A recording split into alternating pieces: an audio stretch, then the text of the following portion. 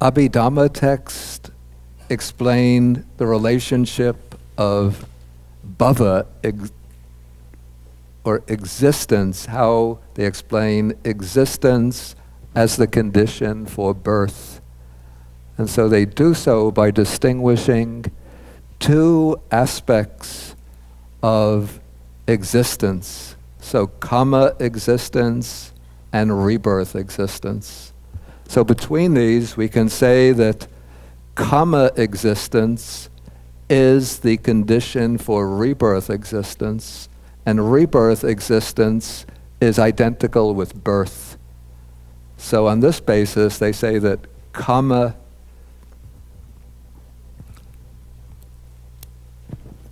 the karmic activities, is what is meant by the existence that is the condition for birth. And then I found, just during the lunch break, it occurred to me the text which provides the canonical basis for this. And this is a sutta that occurs in the Anguttara Nikaya, Book of Threes.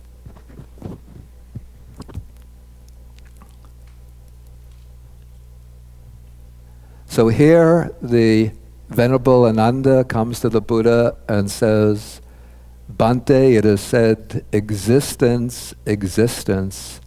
In what way is there existence?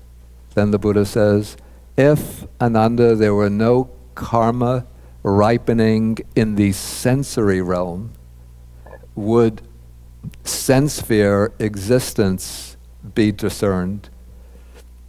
And Ananda says, no. And so then the Buddha says, thus, for beings hindered by ignorance and fettered by craving, karma is the field, consciousness is the seed, and craving is the moisture for their consciousness to be established, that is, to be sort of settled by way of rebirth in an inferior realm. The inferior realm, the lower realm, is the sense-sphere realm, which comprises everything from the hell realms, the animal realm, and so on, all the ways up to the sense-sphere heavens. So even though the heavenly beings enjoy much greater bliss and peace and enjoyments than even human beings enjoy, but all of them are still considered an inferior realm. Okay, then the Buddha says, if, Ananda, there were no karma ripening in the form realm, or this is also what's translated here as the material realm, the realm of subtle matter, then would form sphere existence or material sphere existence be discerned.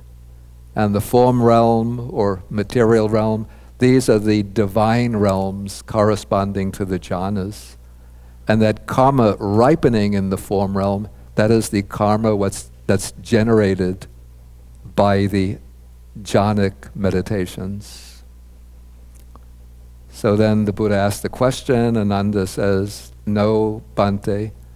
And so then the Buddha says, thus, for beings hindered by ignorance, fettered by craving, again, karma is the field, consciousness is the seed, craving is the moisture for their consciousness to be established in a middling realm. Within the three tiers of samsara, the form realm or realm of subtle matter is the middle realm, the middling realm. So in this way, there is the production of renewed existence in the future. And then the third question, if, Ananda, there were no karma ripening in the formless realm, and this karma ripening in the formless or immaterial realm, that is the karma that's generated through attainment of the formless meditative absorptions. So if there were no karma ripening in the formless or non-material realm, would formless sphere or non-material sphere existence be discerned? Ananda says, no, Bhante. then the Buddha says, so Ananda, for beings hindered by ignorance, fettered by craving, and so on. Craving is the moisture for their consciousness to be established in a superior realm. So within the three spheres of samsara, the formless sphere is, from a samsaric point of view, it's the superior realm. And so in this way, there is the production of renewed existence in the future. And so new existence, one acquires a new mode of existence in the course of the cycle of birth and death. One acquires that new mode of existence on account of the karma that one creates. And so in a kind of indirect way, the karma itself is referred to as existence, in the sense that it is the karma that creates new existence. And so through our karmic activities, and notice here that the sutta, I should have pointed this out, that it's using, we call this an agricultural metaphor to illustrate the process of renewed existence. Because, of course, in the Buddha's time, most of people living in secular life earn their living through agriculture. So agricultural metaphors would have been immediately meaningful to them. Today we have to use similes from our urban life. Okay, so here karma is considered the field in which one plants the seed of consciousness, and then craving is the moisture, and then that consciousness sort of germinates in the production of a new existence. Okay, let's move on now to the next link. So we go back to the book where we have the formula. Actually, I'm taking it in reverse order. So let me get my file is more appropriate here.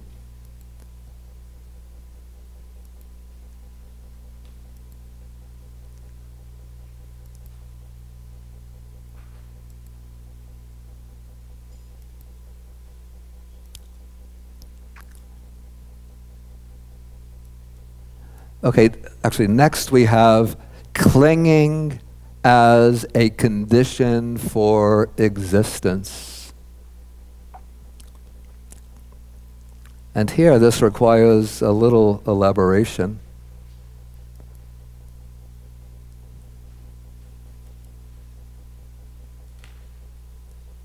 Okay, so we know from the sutta definitions that there are 4 kinds of clinging. So there's sensual clinging, that's clinging to sensual pleasures, clinging to views,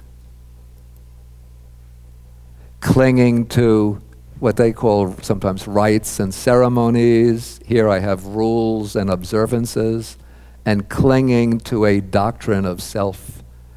And so, and this understanding, this clinging, is the condition for a person to engage in those karmic activities that generate new existence. And then I tried to elaborate on this by taking some examples. With taking each of the types of clinging and exemplifying it. So we have, the first is sensual clinging, clinging to sensual pleasures. Okay, first we take the unwholesome side. So somebody, because of clinging to sensual pleasures, the desire to enjoy more sensual pleasures, they act contrary to the basic moral precepts.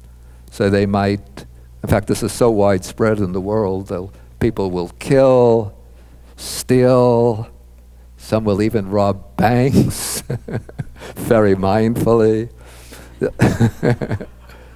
They'll commit adultery, seduce minors, they'll slander other people, they'll tell damaging lies, and engage in a whole variety of immoral, unwholesome types of behavior, which will be, or actions, which will be creating unwholesome karma. And then that unwholesome karma accumulates in the continuum, in the stream of the mind, and when it comes to maturity, then as a result, this person will be reborn in one of the lower realms of existence, what they call the plane of misery, or a bad destination. And so through clinging to sensual pleasures, there will arise, in Abhidhammic terms, states of mind, particularly driven by greed, but motivated by greed. One might also give rise to states of extreme hatred or violence, and that is creating unwholesome karma. Okay, but it doesn't have to be only unwholesome karma that comes to clinging to sensual pleasures.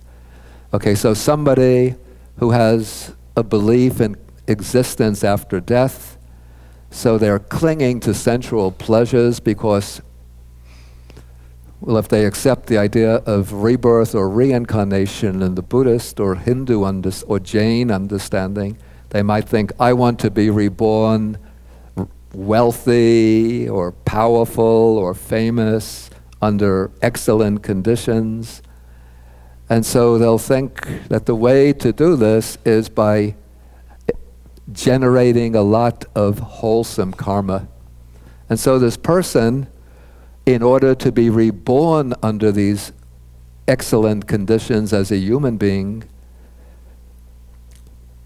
will practice giving, observing precepts, being generous to others, engaging in a lot of kind and compassionate deeds, establishing maybe food banks for the poor, helping disadvantaged people, making offerings to monasteries and to ascetics, with the idea of achieving a favorable rebirth as a human being.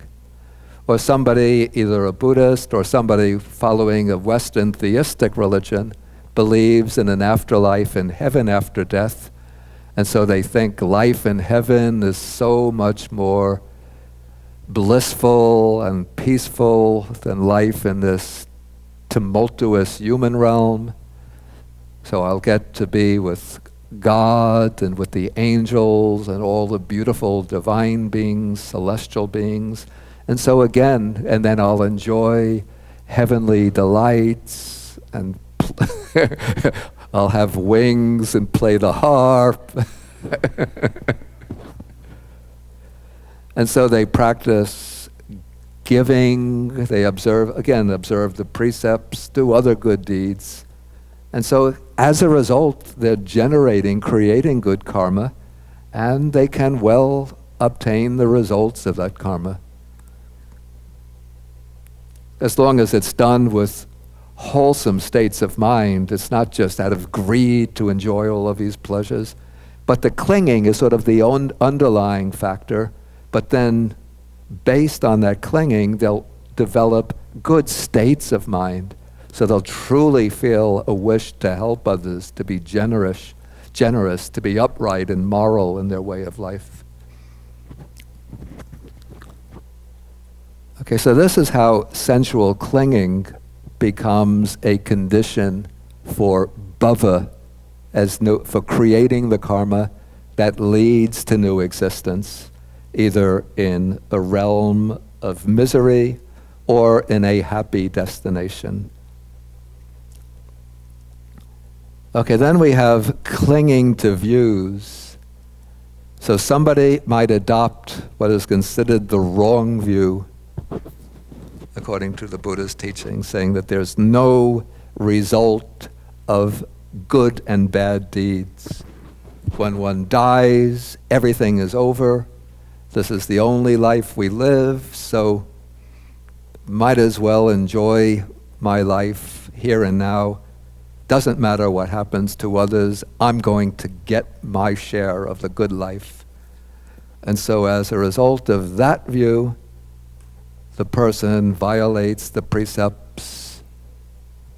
Maybe you don't have to take bank robbers, but people playing this,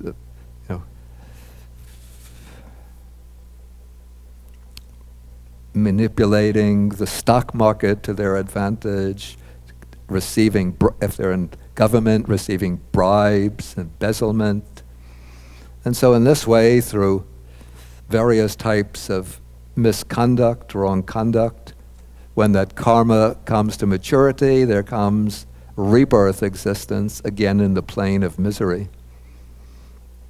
Okay, somebody adopts a right view, but with an attitude of clinging that there is the result of karma. And so then, in accordance with that view, one keeps the precepts, one engages in various types of good deeds with the aim of achieving a higher rebirth. And as a result, that karma based on right view will generate a rebirth into a happy destination. This would be a rebirth in a happy destination or under good conditions in the human realm or in the heavenly realms. Okay, then we have clinging to rules and observances, particularly the ascetic practices.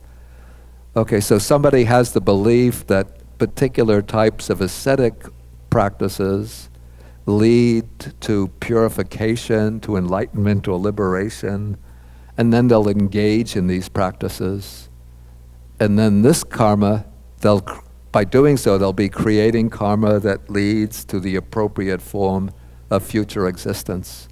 There's actually a partly amusing sutta in the middle-length discourses called the Discourse on the Dog Duty Ascetic. So this ascetic who observes the dog practice I mentioned yesterday, behaving just like a dog, walking around on all fours, comes to the Buddha and says, I've been observing this dog practice for a long time. Where am I going to be reborn? And I think he says, and I heard from the teachers that one who observes this practice is reborn in heaven. Is this true, Venerable Sir? Then the Buddha says, well, first the Buddha says, well, don't ask me.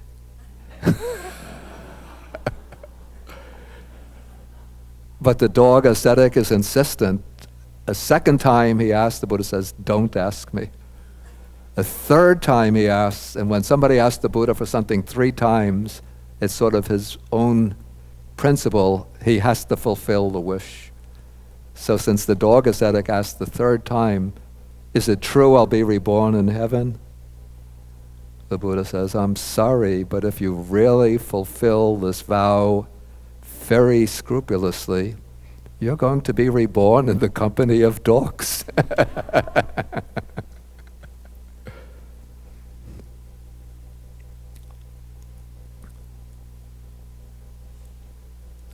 Okay, then we have clinging to a doctrine, what's called clinging to a doctrine of self. And so there are many different formulations of the doctrine of self. So here we have the case where somebody has the view of a finite temporal self that exists just in this present life and then is annihilated at death. Then based on that view of annihilation at death, again they might think, well, I might as well enjoy myself while I have the opportunity. And so then they lead a very worldly life and they pursue sensual pleasures. And so that based on that view becomes a condition along with the unwholesome karma. Well, let's say the view becomes the condition for unwholesome karma based on that view, and then that karma leads to a rebirth in a lower state in sense sphere existence. Okay, but somebody else might have the view of a finite self, maybe that is created by God, and that will have some destiny after death depending upon their deeds. And so, based on that view, the person will lead a moral life, they'll engage in wholesome actions, even meditative practices, and all of those types of deeds will create wholesome karma, which will lead or can lead to a fortunate rebirth in the sense sphere. That is, they can be reborn in the heavenly, one of the sense sphere heavenly worlds, or if they undertake sort of deeper contemplative practices, then those practices can lead to states of deep meditation, which are actually, from a Buddhist perspective, we'll say that those are states of jhana, even though they might not know the word jhana. But if you read the writings of the Christian mystics, their descriptions, very, very much like that of the Buddhist jhanas. Except they think that they explain it as a union with God or communion with God. But you see that there's the rapture, the bliss, the tranquility, the luminosity. And so based on that view, they'll be creating karma that, from our perspective, will lead to rebirth in the fine material sphere, what we call the divine realms. Okay, then somebody else has the view, maybe has the view of an infinite, eternal self. This is particularly a common view amongst the Hindu ascetics and yogis, that the self is eternal and infinite, and everything in the mind and body is impermanent, but behind this or within this is the Atman, the everlasting, permanent, universal self. And so they'll undertake meditation practices that lead to deep states of samadhi that might lead to rebirth in the form realm, a fine material realm. But if they pursue that samadhi even more deeply, they reach states of absorption that correspond very, very closely to what we call the base of infinite space, the base of infinite consciousness. And so that can lead to rebirth in the immaterial realm, the formless realm. And so in this way,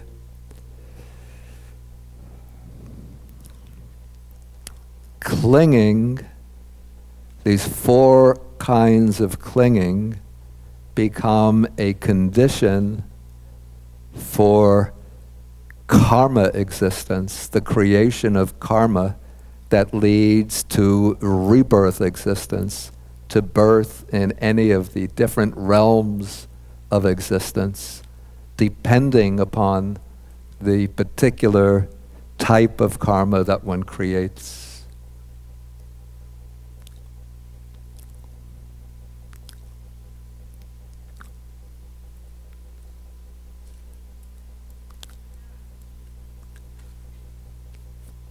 Okay, so the next, maybe at this point I'll ask whether there's any questions on what has been taken up so far.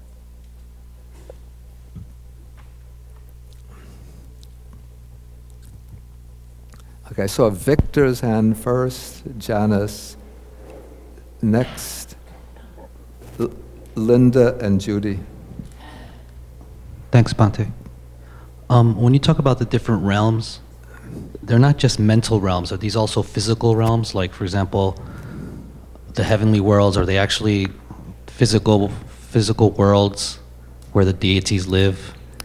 Yeah, in the Buddhist understanding, they're physical realms. They're also physical, okay. Yeah. So, except what's called the immaterial realm or formless realm is not physical in the sense that there's no material form there. But they are what we call actual realms of existence. and I guess the hell realms could also be a physical world outside of Earth, like not in this planet, but maybe other planets. This is the way I understand it. I'm glad that you brought that question up, because it might help with some of this, people who are skeptical about this. Let's say in the popular Buddhist imagination, these different realms might be understood to exist in some kind of physical relationship to our earthly existence. The way I understand it, a little bit through the perspective of modern science, I use the term, the expression I say, the different realms are different vibrational frequencies. And so the consciousness, our root consciousness, operates at a particular vibrational frequency. And because of that vibrational frequency, there appears to us this world in which we're living, this physical world. And so we share this world with all other human beings, with the animals as well. And because we all have a certain shared karmic affinities, and so this is the world that manifests to us. Now, to get to the heavenly realms, it doesn't mean that you construct a rocket ship that goes beyond Pluto and beyond, what's the next galaxy? Andromeda? And beyond all of the other galaxies we can see. And that's finally you pass a certain galaxy and wow, here's the heaven, the two-seater heavenly world. Yeah. And it's not that you dig down deep enough to the earth and then you get to the hells. But the beings in, say, the hell realm, their consciousness is working at a different vibrational frequency. And the beings in the heaven, so that they share their world, or at least the beings in the same hell will share the same world. Beings in different hells will have maybe different vibrational frequencies. Right. And then the heavenly realms also will be different bands of vibrational frequency. Okay. So that the beings in a particular heavenly world share a certain vibrational frequency. And so for them, they are saying that our heavenly world is real. And then one of them says, did you ever hear about the human world? And then the other deity says, does it really exist? Or is it purely a kind of metaphor or mental construction? Right. And the way, this is something that it occurred to me as a good way to illustrate this years ago. This is when I was, some of you who come to my regular Saturday class, you might have heard the simile example several times. You could just take a little nap for 2 minutes. Okay. Where I was living in Sri Lanka, sort of in a place called the Forest Hermitage outside Kandy, the only way I would get news, we didn't have television set, the only way I would get news about what's going on in the world was I had a shortwave radio, and I used to get my news from the BBC World Service, which operated on the shortwave radio band. Then one day I put on the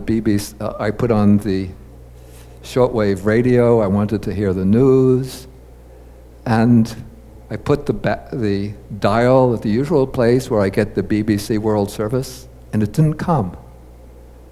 And then I was, what's going on here? And so I went across the whole band, from the left to the right, back and forth, no BBC World Service. Then I looked again and I realized what had happened probably the last time when I was turning off the radio. My finger accidentally pushed the bandwidth dial from shortwave to AM radio. And so I was going from left to right on the AM radio band. Where is the BBC World Service? And maybe if I told the fellow monk that I was living with, maybe he would have said, there is, get real, Bhante.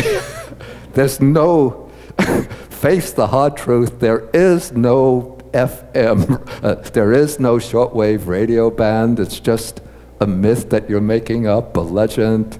BBC World Service. It's just something, a fairy tale that somebody made up years ago. But in fact, it really exists, the shortwave, the BBC World Service, but to tune into it, you have to be on the shortwave radio band. But did the Buddha believe in beings and planets outside of this planet? Did he see that?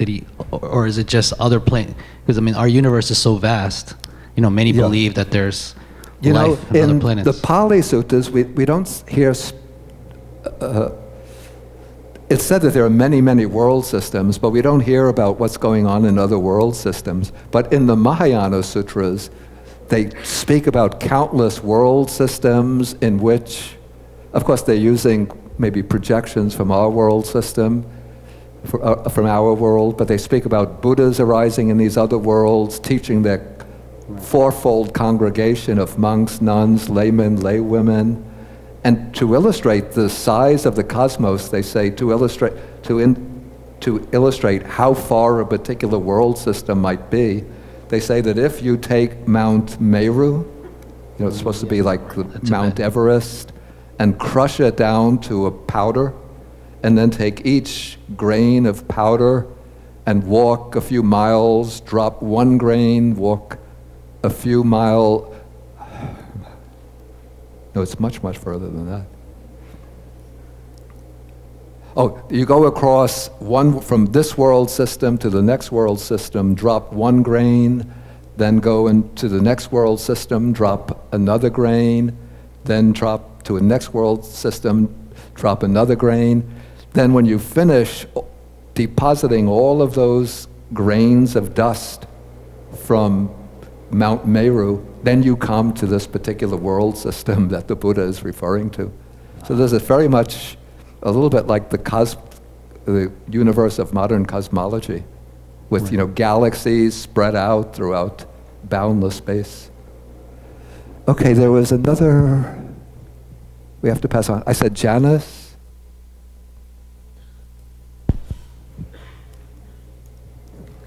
Thank you, Bhante. This actually goes back to yesterday, your invitation during the evening meditation. I think you said to explore our mind states. Yeah. Did you mean the 5 hindrances? I wasn't yesterday I didn't mention observing anything in particular, but I said just observe whatever state of mind arises. Thank you. Okay, Judy in the back, Homyenda. And Linda Homyen. My question has to do with your comment during this lecture. Karma is the field, consciousness is the seed, and craving is the moisture. So my question is, without craving, would the seed wither and die, just like a seed in the ground that doesn't get any water dies and doesn't sprout?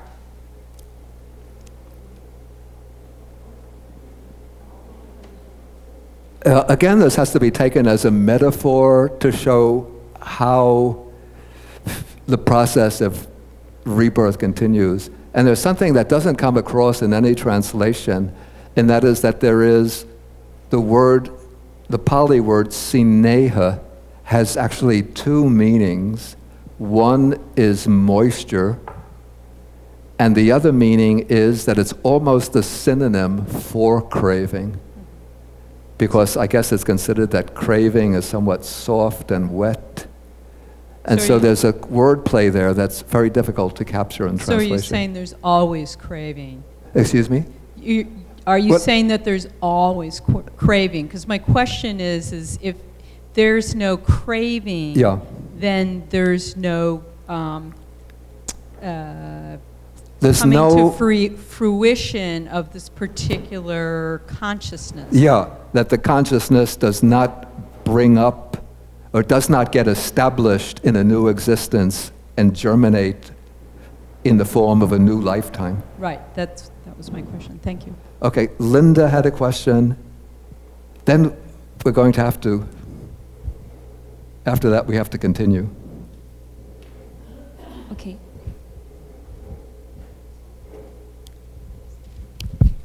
Yeah, I'm sorry, Ben. I have questions, piggybacking the Judy's questions regarding the karmic is the field, craving is the moisture. So my question would be, if the karma is the field, craving is the moisture that is generated into the realm of form, would the new existence, that generated from it can be called sin. I'm not picking up the sound so Oh, clearly. I'm sorry. Yeah. Okay. Articulate very clearly. Yeah, my question is that piggybacking the Judy's Okay. questions regarding karma is a feel, craving is the moistures. So if that's the case, that is generated into the realm of form, Yeah. would the new existence that is generated from it called sin? Called Sin, S-I-N. S-I-N. Yeah, some people would say in some religious, religion who would say it's a sin of a creation. I mean, this is bringing over what I would say a way of thinking, a worldview, which is quite different from the Buddhist worldview. Uh-huh. Yeah, the idea of sin, the way it's understood, say, in Christianity, doesn't quite have parallels in Buddhism. Okay. I don't mind, I think, you could say that papa karma, you could say that maybe is a sin in the sense of a moral transgression, but the word sin brings over a lot of connotations and baggage from the Christian worldview, theology that one doesn't find in Buddhism. Okay, if that's the case, right, if the foreclinging exists in the realm form, then would it be able to control the next rebirth into different levels that we want to go to? I see, so would one be able to exercise volitional control? It's possible that some who have a high degree of meditative mastery can determine or at least direct their consciousness to the next rebirth. Of course, there'll be some karmic force behind that, but that karma is sort of steered by the power of their determination or resolution. And in fact, there's a sutta, even in the Majjhima Nikaya, called Rebirth in Accordance with One's Aspiration, Majjhima Nikaya Sutta number 120, which explains how a person, based on, they have to have the right supporting conditions, which here the Buddha mentions faith, virtuous conduct, generosity, and wisdom as the strong supporting conditions. Maybe in the terminology of Mahayana Buddhism, we say they have to have strong paramitas in order to be able to and meditative strength to direct the consciousness. But those are like very exceptional individuals. Okay, I want to continue now. Okay, so now we move back, going back in the sequence from clinging to craving. So we have 6 classes of craving. Here, craving is distinguished according to the 6 sense objects. Craving for forms, sounds, odors, tastes, tactile objects, and mental phenomena. And so craving is a condition for clinging, in that we could say that actually clinging is almost a stronger manifestation of craving. So some texts use, I think the Visuddhimagga uses the simile of, it's coming from a text, this isn't my personal example. A thief extends his hand and the thief extends his hand in order to take an object. That is craving. He grabs hold of the object and appropriates it. That is clinging.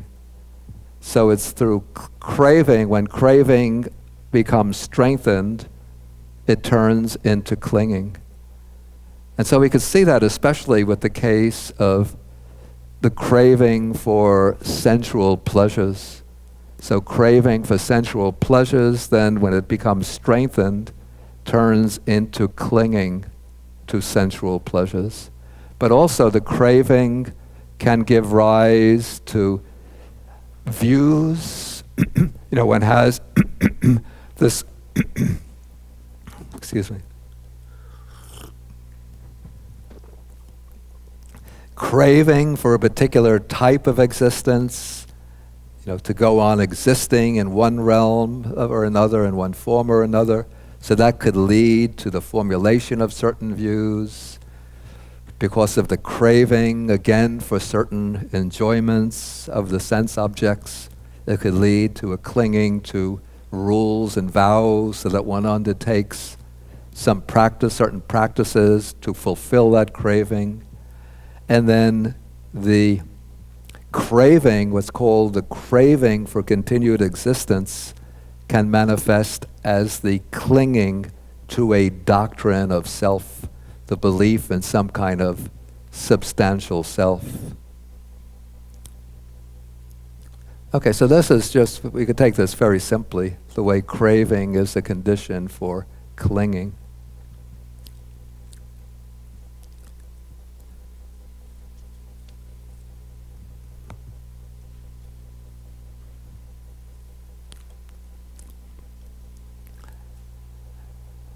Okay, then craving arises based upon feeling. So feeling is a condition for craving. And so the text says that there are these 6 classes of feeling. Feeling born of eye contact, born of ear contact, nose, tongue, body, feeling born of mind contact. So we have 6 kinds of feelings, and these 6 kinds of feelings will give rise to their respective types of craving. But feeling is also distinguished as pleasant feeling, painful feeling, and neutral feeling.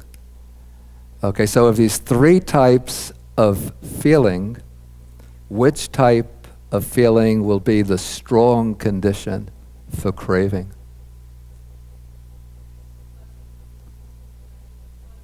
Pleasant feeling, because usually what one wants is to experience pleasure. Okay, so at the normal level of sensory experience, when we have a pleasant feeling through the eye, ear, nose, tongue, body, one wants to go on enjoying that pleasant feeling. And then if one is lacking the source of that feeling, then one has the craving to acquire those kinds of objects that will generate or produce that kind of feeling. And so somebody likes to enjoy beautiful sights, and so they get a pleasant feeling through seeing beautiful forms. And so that will give rise to a craving for the objects that are the base of the pleasant feelings. And similarly with all of the other senses, even with mental phenomena, somebody enjoys indulging in fantasies, mental pictures, and so pleasant feelings arise from the fantasies, the imaginative ideas, of playing with ideas, even with philosophical systems, abstract ideas. And so there comes the craving for that pleasant feeling. But also, painful feeling can be a condition for craving. In what way?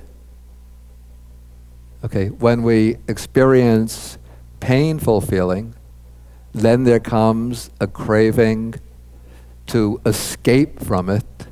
And the way that one usually escapes from painful feeling is by indulging in pleasant feeling, or at least by doing something that will obliterate the painful feeling. So this is maybe why things like liquor and the narcotic drugs are so widespread, when people are oppressed by painful feelings, so they want to find some way to enjoy a pleasant high, and which helps them to forget the painful feelings. And so rather than face the painful feelings and look at the cause and try to deal with the underlying roots of that painful feeling, they just try to wipe it out by indulging in something that will sort of blunt the faculties of the mind and induce a temporary pleasant or blissful feeling.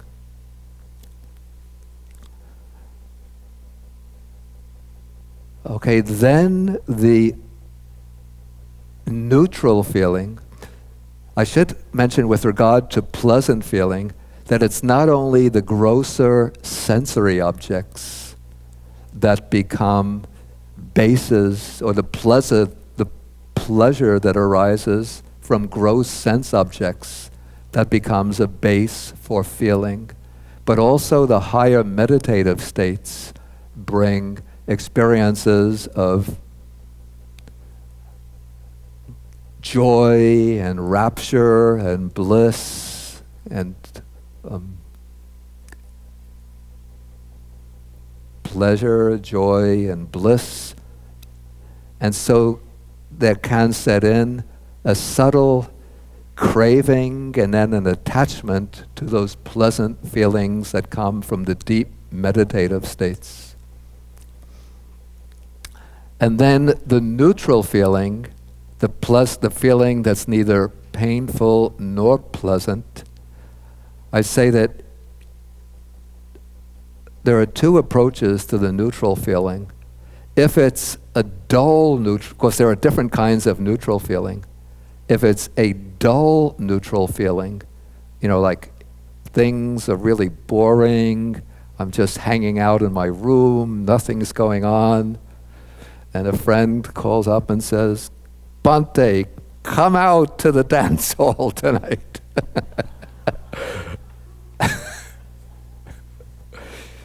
Get away from your books. Come out, enjoy yourself. Okay, then I go out because I want to escape, just this dull, boring feeling. So I go out to indulge in pleasure. So in this way, the dullness of that dull neutral feeling is something which is felt to be inferior to a pleasant sensual feeling. And so one will discard that dull neutral feeling in pursuit of pleasure. And so in this way, that neutral feeling becomes a trigger for craving for enjoyment, sensual enjoyment. Okay, but in the higher meditative absorptions, there's a very peaceful neutral feeling. This is after the joy and rapture and bliss have subsided.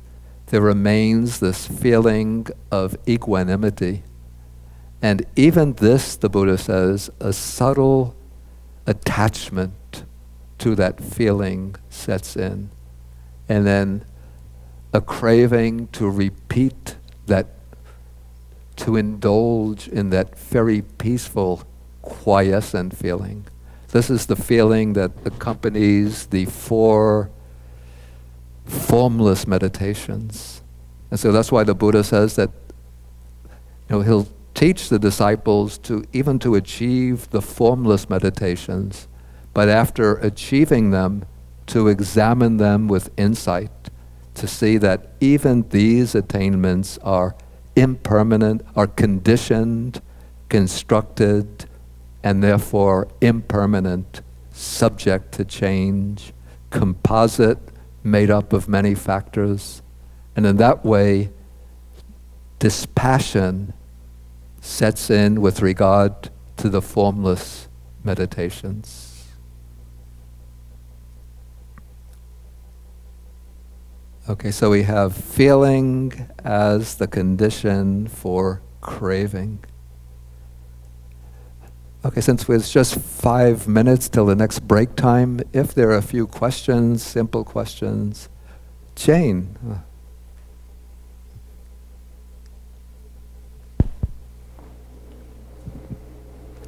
Bhante, I actually had a question from the first session this morning, but what you just talked about is related to it. Okay.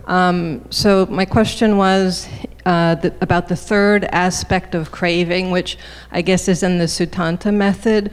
It would be the annihilationist view. Yeah. And what the object of the craving is, because I haven't been able to figure that out. Is it because there's some kind of perceived pleasurable feeling because they think, death is going to eliminate all of the pain of life? Is that what the craving is directed at? I think one could, I have to say that what's called vibhava tanha, the craving for annihilation, is a little bit of a dark area because it's not elaborated very much in the suttas. But I could see it interpreted in two ways. Okay, one is that what underlies this is really a craving for sensual pleasures. And so in order to be able to indulge that sensual pleasures, one adopts the view that at the end of this life, everything comes to an end. And so there comes a craving for annihilation at death in order to give a green light to the, or a free license to indulging in sensual pleasures in this life. That's one way to understand it. But there is a sutta, this comes in the Iti Vuttaka, which speaks about those certain, I think Samana Brahmana, certain ascetics. Let me just see if I can get that, because I have the Tripitaka on this. Thank you. And my memory is a little not very good anymore.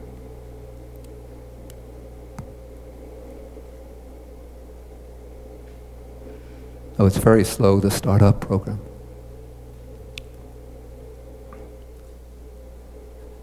Okay, here we go.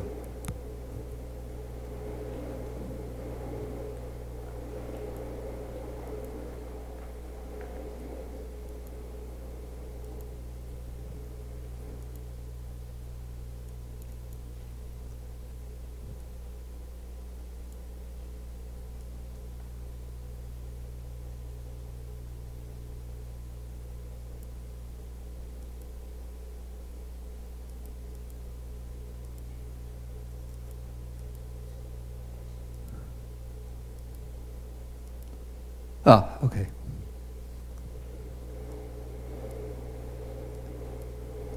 Okay, here the Buddha is speaking about two kinds of views. He says, let's see.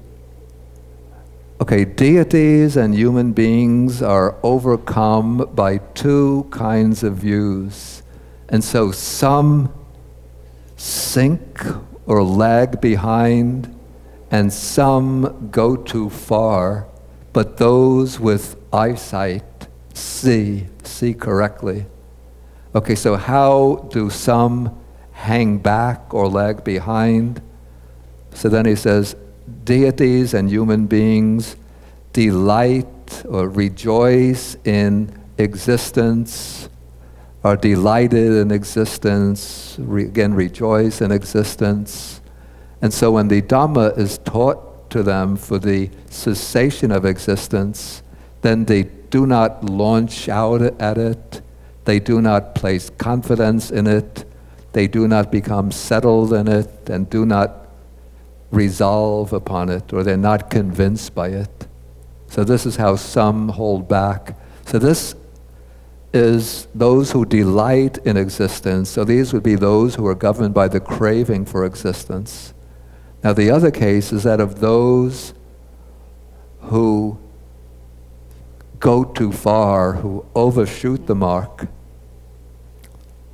So he says that there are some who are disgusted with existence, repelled by existence, turned off by existence, and they delight in non-existence.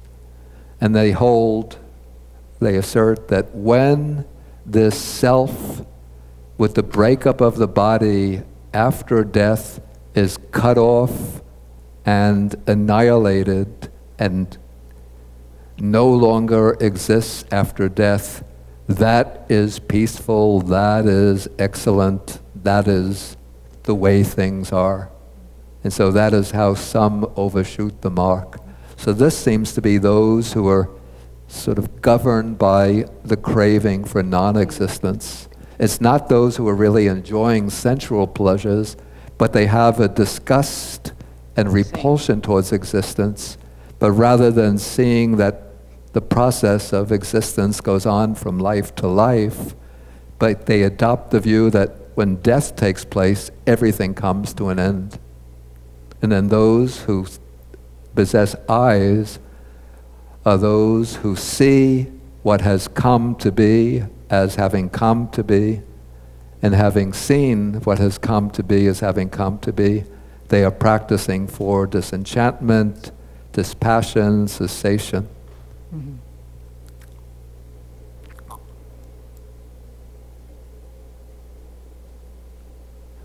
Okay, maybe we Thank you. take I'll just take Tsering, if it's a quick question, then we'll have our break. Wait, let's take Tsering here, because I just called him. Then we'll have the break. The others can hold the questions till later. Bhante, it's question on feelings. Yeah. Are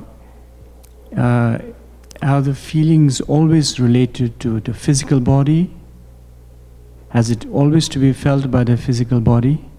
Even in, let's say, for instance, you're enjoying mental images and things like that, but the pleasure or the displeasure is always felt by the body? No, it's not the case that all pleasure is felt through the physical body. I'm not quite sure what you mean by that. But there are pleasures that are felt through the senses, and then there's a purely mental pleasure, which can be, of course it's always in an embodied person, but it's a pleasure which is not necessarily sensory. So it can be at the level of normal consciousness, those who maybe delight in abstract ideas. People who do mathematics delight in developing mathematical systems, nothing to do with the senses. And then philosophers delight in constructing philosophical systems. And then the deep meditative attainments also bring pleasure. So that's a kind of pleasure, which it's in an embodied person, but it's a pleasure that doesn't come through the senses. But I assume that it always has to be felt by the body. Well, there'll be some impact on the body of the pleasure, but the pleasure is not coming through the physical senses, but through the mind. Okay, I think we have to take our break now, and then come back, say, at 3:30.